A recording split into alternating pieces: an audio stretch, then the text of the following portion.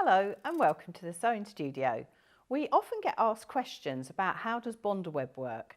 So today I'm going to talk you through how it works and I'm going to show you how to make a simple festive cushion using Bonded Applique with an envelope back. So you can see I've got the stockings appliqued onto the front and I've got a simple envelope back with a little bit of decorative fabric. So I'm going to talk you through how we do this.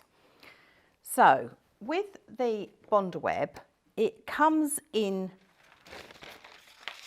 it looks like a piece of paper. So it's got like a tracing paper feel on one side and it's got a glue feel on the other side. So the side you want to draw on to get your stocking shape is the tracing paper side. So I'm just going to show you how that works. So you're going to pop your Bondaweb over your stocking. I'm just going to find my pencil. Here we are. And I'm going to trace my stocking onto the Bondaweb. So I'm just going to trace the outline shape. And as I say, this is on the side that feels like tracing paper. And then I'm going to cut it out very roughly. I'm not going to cut it on the line, and you'll notice that I'm using my paper scissors for this, not my fabric scissors. So I'm just cutting it around the line, but not on it. And the reason for that is, in a moment, when I've ironed this onto the back of the fabric, I'm then going to cut it out on the line to get my shape. I'm just going to pop that out the way for a moment. And then what you do is you take your chosen fabric and you iron on the reverse of your fabric.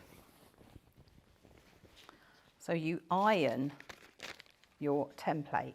And the thing to remember with Bondaweb is the pattern will be reversed. So you need to think about which way you want it to go. So I'm just going to iron that on there, and the heat from the iron makes the glue melt, and that's what sticks it to the fabric.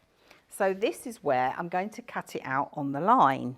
Now I'm using my fabric scissors. So I'm actually going to cut the Bondaweb on the line, and that will give me the perfect shape. And this is really good if you've got a small intricate design, because you can cut it exact. So I'm just going to cut that round.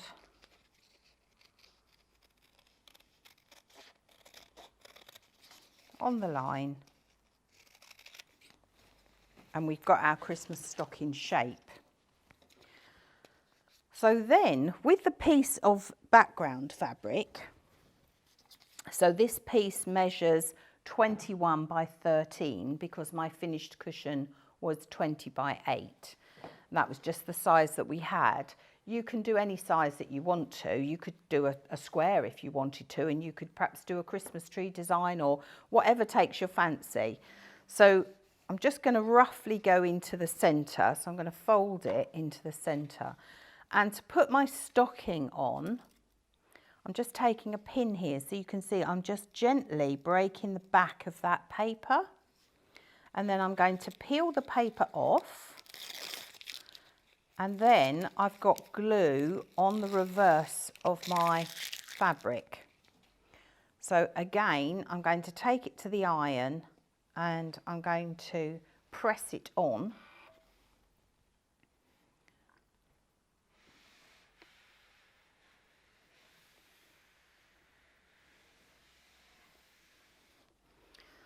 So there we've got our first stocking, and you would just repeat that. And then what I did was I took some braid and I pinned it on.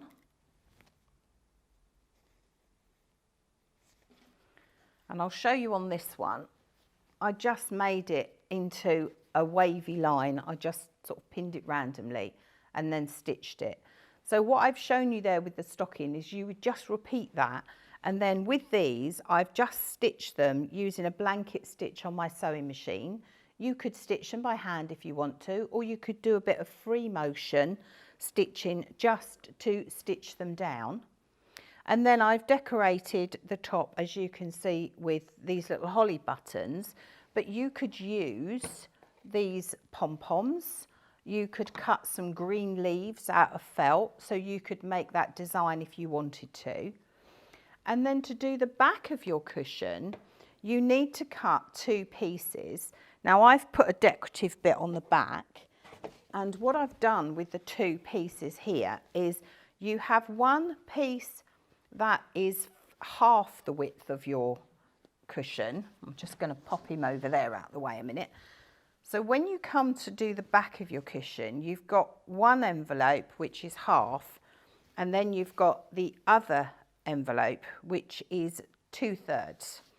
And if, like me, you didn't have enough, you could then put a Christmassy strip on the back, and you literally just sew those down there and across and turn it through, and hey presto, you've got your Christmas cushion.